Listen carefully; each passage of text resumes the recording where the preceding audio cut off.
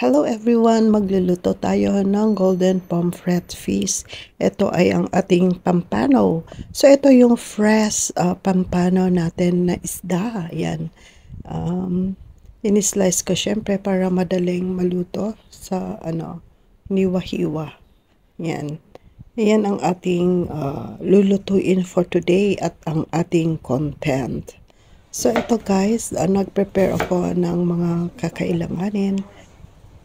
At very simple na luto lang ito guys. Ito ang ating luya. So yan, ipe-prepare ko ang mga kakailanganin dito sa ating pag-i-steam dito sa golden pomfret, ang pampanong isda. Para naman hindi laging prito, i-steam naman natin para healthy din at maiba ang ating pagluluto sa isda. Yan. So, ginagayat natin ang ating luya. Maraming luya ang inilalagay ko dito guys para pampatanggal ng langsa. Yan. So, thank you sa aking mga kaibigan na laging nanonood na nandyan. Sa aking mga team. Oo. Sa aking Team Golden Heart, Team Stardom Pastilan, and Team Kaderek. Ayan, ang mga very supportive na kaibigan. Ayan, i-wrap ko na ng salt both sides, guys, para naman may lasa, di ba? Yan. So, set aside natin ang isda. At ayan, inilagay na natin sa plating. At lagyan na natin ng mga ayan, yung cooking wine natin.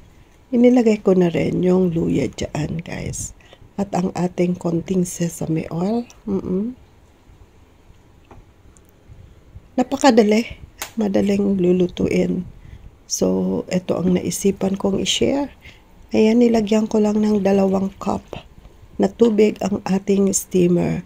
Dahil kung wala naman kayong steamer dito, pwede naman yung ating palayok, di ba? I-steam ko lang yan ng 30 minutes. Oo. Yan ang ating pampano na isda. Yan lang guys yung isa kong recipe. Pero 3-4 ang aking niluluto. Pero ang main content natin ay ang ating steam golden pomfret, ang pampano. Habang ini-steam ang ating fish, mag-prepare na tayo ng, ayan, ang ating sibuyas. Maliit lang kasi wala na akong, yan, purple na sibuyas.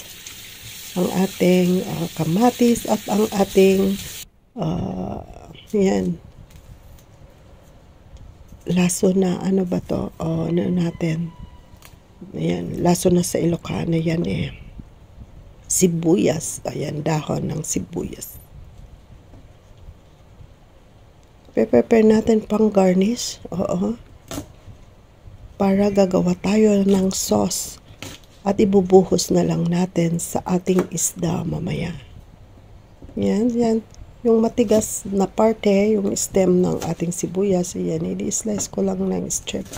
Maliliit lang.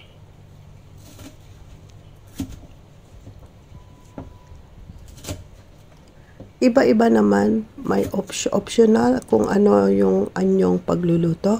Pero itong way ng aking pag-prepare nitong isda ay gusto ko ring i-share sa inyo.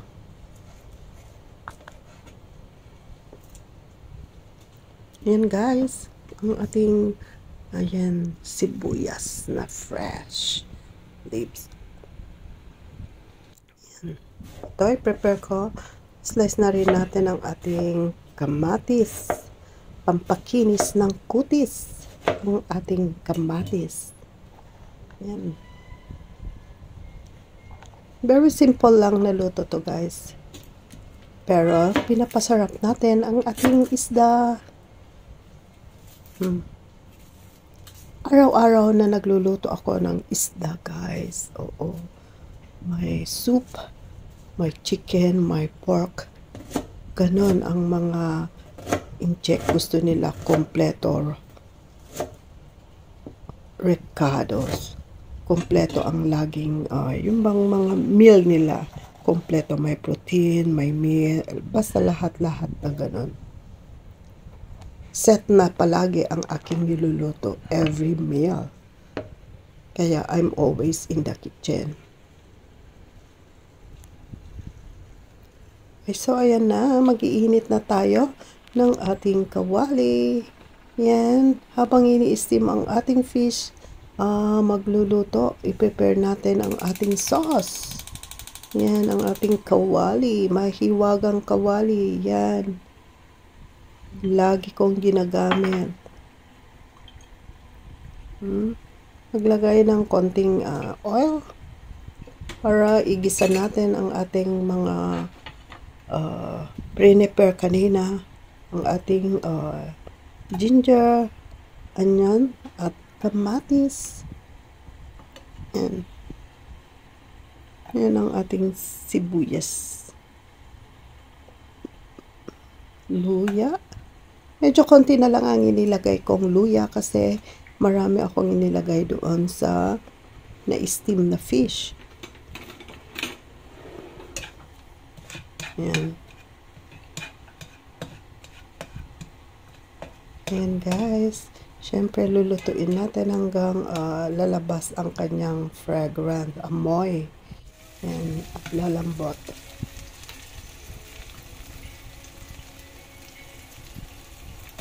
Hello sa lahat. Kumusta na rin kayo guys? Yan, binabati ko kayong lahat. Yan ang ating kamatis.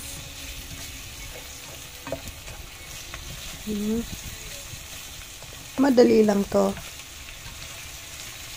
Depende sa inyo kung paano yung gusto nyong luto. Pero ganito lagi ang aking pagluluto sa isda, kung hindi sweet and sour o ito steam. Palagi. Ayan, lumambot na rin ang ating kamatis. Lagyan ko na ng konting light soya sauce. Yan, yung Chinese cooking wine. Yan. Hindi ako nawawala ng Chinese cooking wine kasi gustong-gusto nila na lagi kong nilalagyan sa aking mga luto. Ang ating yan, dahon ng sibuyas. Ganito lang kasimple guys, very simple. Para mamaya pag ma-steam at tapos na ang ating isda, ibubuhos na lang natin sa top niya. Yan. Pang garnish at decoration, di ba? Konting sugar para malabanan ang alat. Hindi sila sanay na kumakain ng pritong isda na walang mga sauce. Oo, ayaw nila ng masyadong dry. Yan. So yan, pwede itong steamer ko, pwede sa manok, pwede sa isda, at kahit na ano, pwede dito sa steamer. Ayan.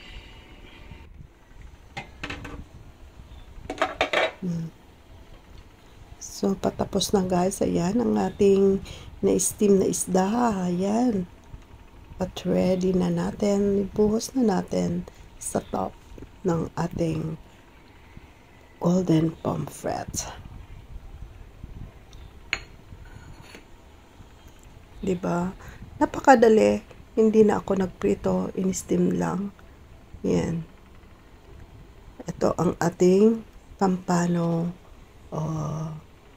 steam with light soya sauce, ginger, tomato. Yan. Diba? Ready na for serving. Yan. Pero, syempre, magluluto pa ulit ako, guys, ng gulay. Ito naman ang ating cauliflower. Napaka-fresh. Pero, mahal ang cauliflower. Yan, igigisa ko lang ang cauliflower with carrots para may gulay. Yan. Syempre, hindi kami nawawalan ng gulay every meal. Kaya ito, isama na natin dito sa ating content. para naman medyo magtagal-tagal ang ating pagsama sa ating premiere, sa ating video. Yan ang ating cauliflower.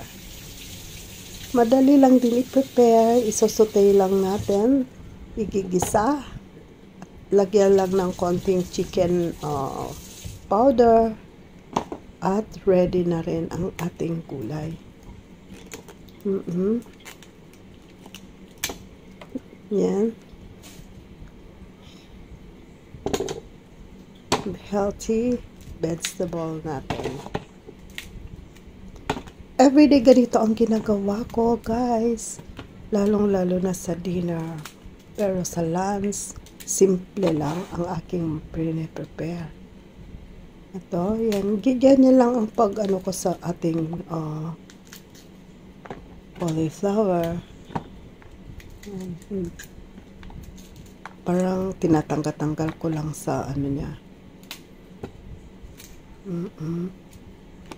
Kaya shout out sa inyong lahat, guys. Shout out sa mga kaibigan ko na nandyan in a decade.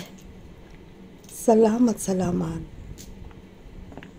Sa mga kaibigan ko na hindi ako iniiwan. Salamat, guys, sa inyong walang sawang suporta sa aking channel. Siyempre, kung hindi pa kayo nakasubscribe kay Resi Nicole TV, please do subscribe and hit the notification bell para pag may bago akong upload, mano-notify kayo, guys. Oo. Yan. Ito naman ang ating carrots. Yan. Ganito lang ang buhay ko dito bilang isang OFW. Yan. Isang kasambahay ng isang pamilyang Singaporean. Yan, mag-init na lang tayo ng ating kawali ulit. Para igigisa ko lang itong cauliflower natin kasama sa ating isda. Yan din ang aking soup, guys. Ayan. Ang dami-dami ko talagang niluluto ko every meal. Pero yung iba, hindi ko na pino-content kasi na-content ko na sa nakaraan. Ayan. Nilagyan ko lang din ng konting yan, hipon. Para masarap-sarap naman ang lasa ng ating gulay.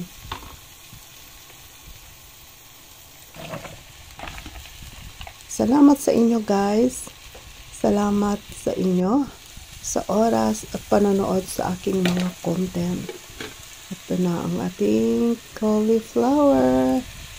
Maya-maya luto na yan. Iiwanan ko na lang saglit, takpan, at pagmalambot na okay na ang ating gulay. Diskarte lang tayo. Yan.